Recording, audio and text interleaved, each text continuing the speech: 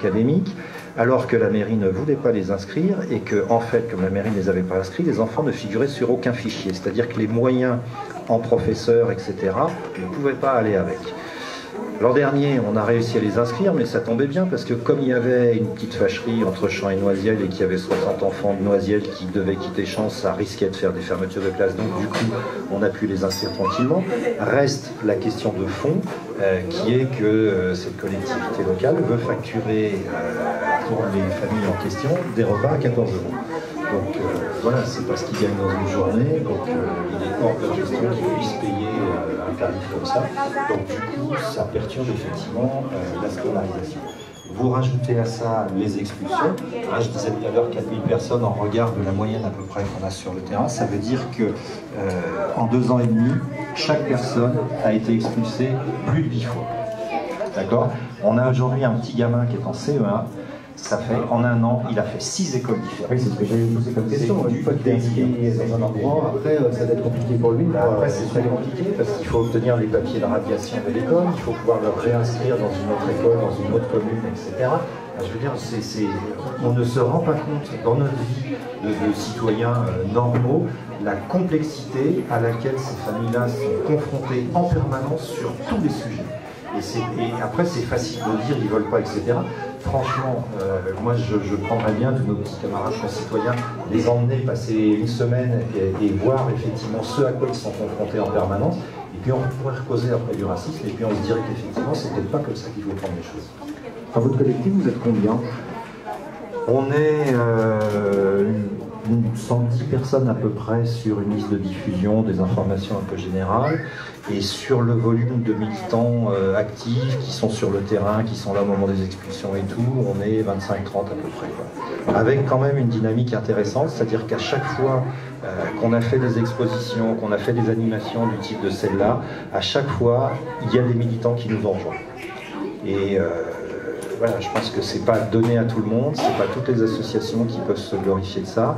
Le constat qu'on fait aujourd'hui aussi, c'est qu'il y a quand même beaucoup de gens qui, de manière très camouflée, veulent pas se montrer, etc., mais les aident en leur filant un peu à manger, des sous, des habits, des choses comme ça. Donc moi je trouve que c'est plutôt bien parce que en fait ce qu'on constate c'est que quand ils peuvent les rencontrer, ils s'aperçoivent qu'effectivement c'est pas les gens qu'on nous raconte, c'est pas les voleurs qu'on nous a présentés et que du coup pour un être humain normalement constitué c'est inadmissible de cantonner des gens, de faire en sorte qu'ils ne puissent pas sortir de la galère où ils sont parce que c'est quand même ça la politique publique aujourd'hui en France, hein, c'est des logiques d'expulsion, c'est-à-dire qu'on ne veut rien régler sur le fond, on fout les gens à la rue sous des prétextes divers et variés sur l'urgence, sur les risques graves. Vous voyez, quand ils sont dans leur baraque, ils risquent effectivement des choses, ça c'est sûr, c'est évident. Sauf que quand il y a les mêmes bouteilles de gaz que chez eux qui explosent à Bologne dans un immeuble la semaine dernière, personne ne dit rien là-dessus. Hein. Et quand on les fout à la rue, parce qu'ils seront beaucoup mieux à la rue que dans leur baraque où ils sont au chaud et protégés de la flotte, ça effectivement c'est très intéressant et ça permet d'avancer et de construire des choses.